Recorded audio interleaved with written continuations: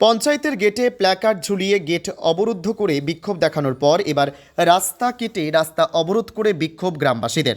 মূলত রাস্তার দাবিতেই এই লাগাতার বিক্ষোভ। বাদুরিয়ার চাত্রা পঞ্চায়েতের সলুয়া গ্রামের ঘটনা।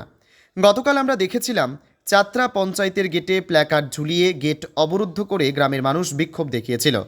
এরপরেই সেই গ্রামবাসীরাই এবার রাস্তা কেটে রাস্তা অবরোধ করে বিক্ষোভ দেখালো।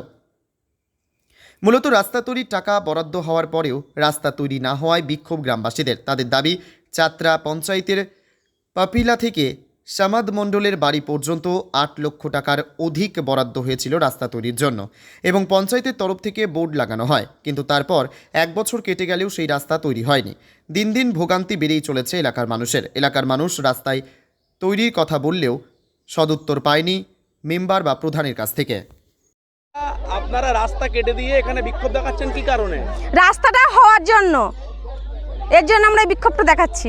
কি হয়েছে রাস্তায়? মানে প্রতি বছরই তো এই রাস্তায় এরকমই অবস্থা। ছেলেপেলের স্কুল যেতে খুবই অসুবিধা হয়, নিজেদেরও যেতে অসুবিধা হয়। একটা পেশেন্ট যে মানে অসুস্থ থাকে তারও যেতে অসুবিধা হয়, প্রেগনেন্ট মানুষ তাদেরও যেতে খুব অসুবিধা হয় এই রাস্তা দিয়ে। মানে এই রাস্তা হয় না? না, প্রতি বছর বুঝে যায়, প্রতি বছরই। আপনারা কি চাইছেন? আমরা চাচ্ছি রাস্তাটা যাতে মানে ভালো হয়। আপনার নাম কি? মমতাজ খাতুন। আপনারা আজকে রাস্তা কেটে দিলেন কেন? আমরা পঞ্চায়েতে গিয়েছিলাম, গ্রামের মেম্বারকে আমরা জানিয়েছি যে আমাদের রাস্তা হচ্ছে না, আপনারা কি যাবেন? মেম্বার বললো আমরা কিছু করতে পারছি না, তুমি করো, যা গিয়ে তোমরা নিজেরা দায়িত্ব নিয়ে করো। পঞ্চায়েতে গেলাম, প্রধান বলছে যে আমার কিছু করার নেই, যখন হওয়ার রাস্তা তখন হবে। সেই সময় যাচ্ছে, আমরা রাস্তা দিয়ে কোনো বাচ্চা স্কুলে যেতে পারে না, রাস্তা দিয়ে প্রতি বছর বুড়ে যায় কত মানুষ, অসুস্থ মানুষ ডাক্তার বাড়ি যেতে পারে না, রুগীগুলো রাস্তা থেকে বাড়ি থেকেই মারা যায় এখানে গ্রামে থেকে, এমন অবস্থা হয়।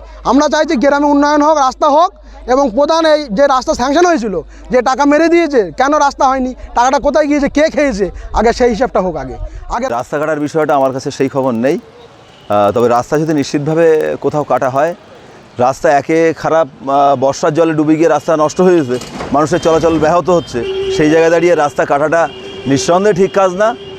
আমরা মানুষের অভাব অভিযোগ সমস্যা সমাধানের জন্য আমরা পঞ্চায়েত, ব্লক, জেলার সমস্ত স্তরটা বসে আছে। আমরা নিশ্চিত সামনের দিনে খুব দ্রুততার সঙ্গে এই রাস্তা আমরা ঠিক করে দিতাম এবং ঠিক করেও দেবো, কিন্তু আইন আমরা কখনোই চাই না কোনো মানুষ আইন নিজের হাতে তুলে নিক। এটা আমরা নিশ্চিত, রাস্তা যদি কেটে থাকে এটা আমরা তার পক্ষে নেই।